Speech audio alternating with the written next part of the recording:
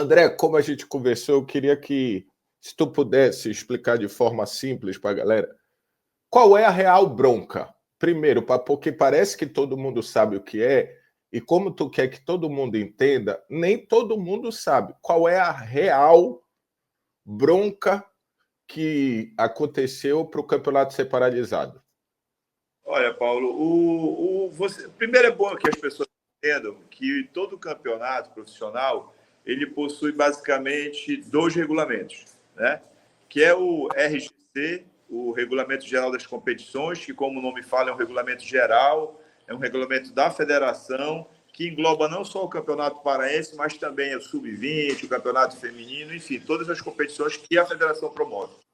E tem o REC, que é o Regulamento Específico da Competição, que é, como o nome também fala, é o regulamento para aquela competição, especificamente para aquela competição.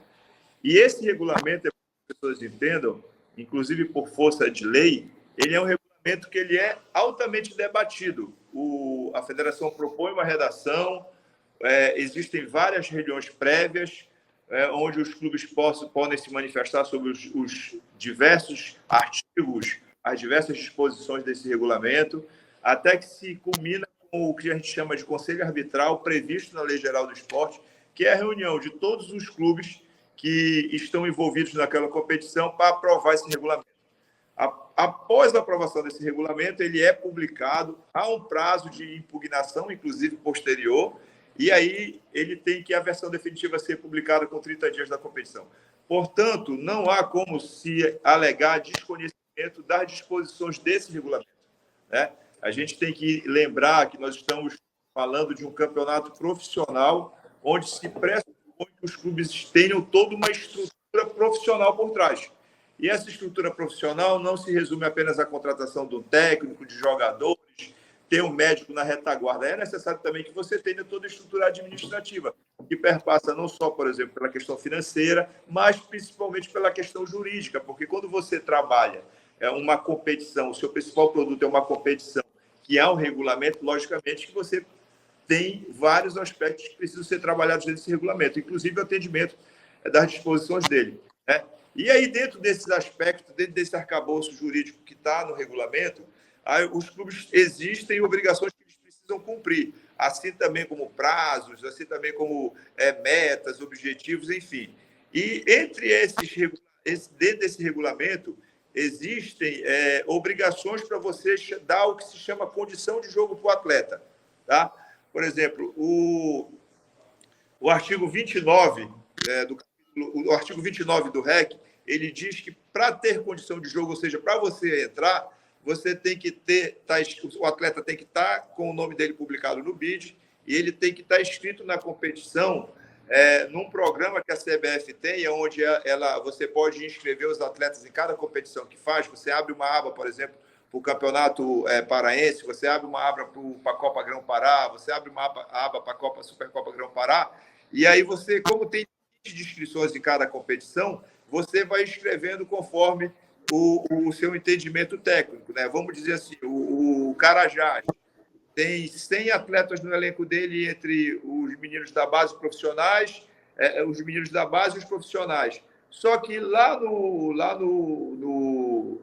aba do campeonato, parece que ele tem que escrever só 50 atletas, ele escolhe dentro desse elenco os 50 que vão ser inscritos.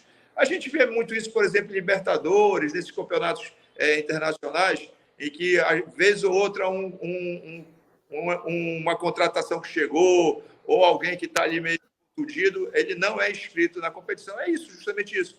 Você escreve nessas abas desses sistemas.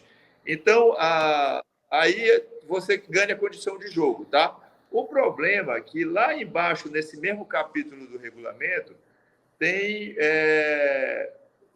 o artigo 31 que fala o seguinte: é vedada a participação de atletas não profissionais que completarem 20 anos de idade em 2025. Tá? Ou seja, tu pode ter vários atletas sub-20 que completem 20 anos em 2025 no teu elenco. O problema é que se tu for colocar ele para jogar no Campeonato Paraense de Profissionais e ele em 2025 fizer 20 anos, ele já tem que ter o contrato profissional. Então, o Paulo Gralato é um atleta atleta do Santa Rosa, tá? Ele vai jogar, só que ele é amador, mas o Paulo é uma promessa. Eu quero colocar ele para jogar no campeonato, para dar projeção, ganhar cancha e tudo mais.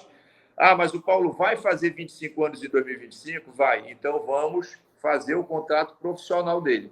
Porque o regulamento proíbe... 20, desculpa. Porque o regulamento proíbe que ele jogue na condição de amador.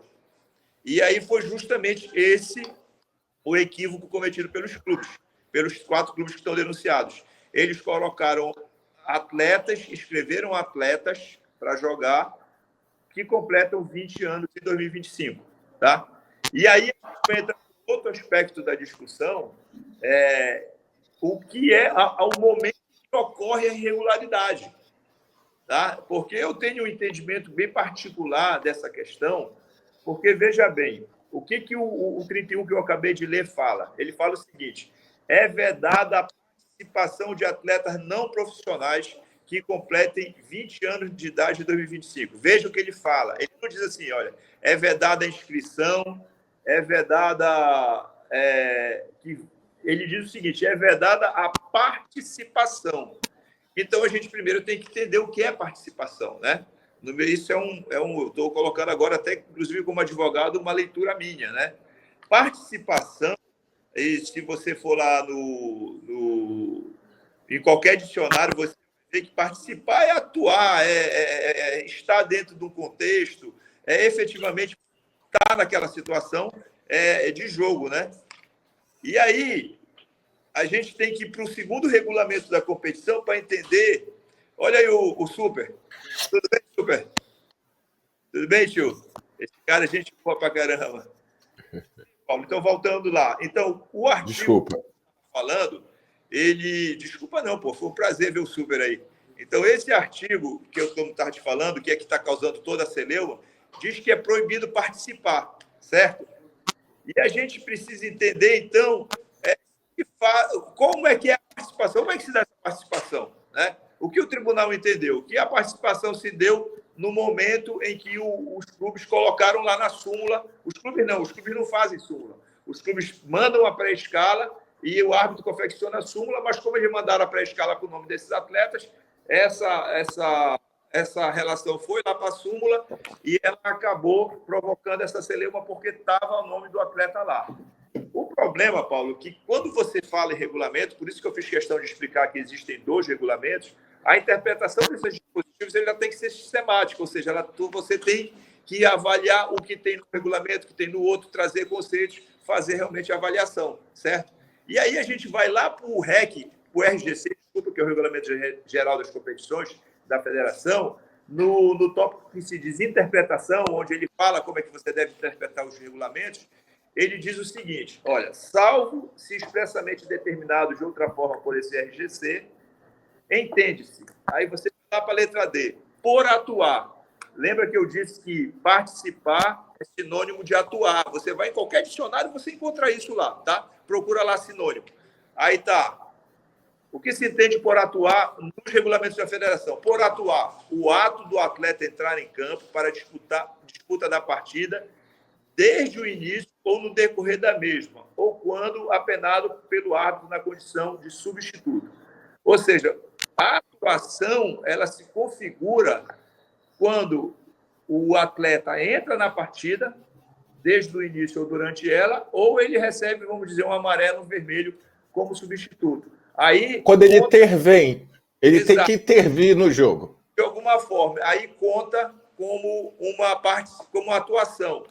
Então, se a atuação significa jogar efetivamente ou levar um cartão amarelo, eu entendo que, se eles não fizerem isso, eles não participaram, eles não atuaram. Portanto, o simples fato de escrever na súmula, em tese, não traria para ele a punição do 214, como foi aplicado pelo tribunal. Tá?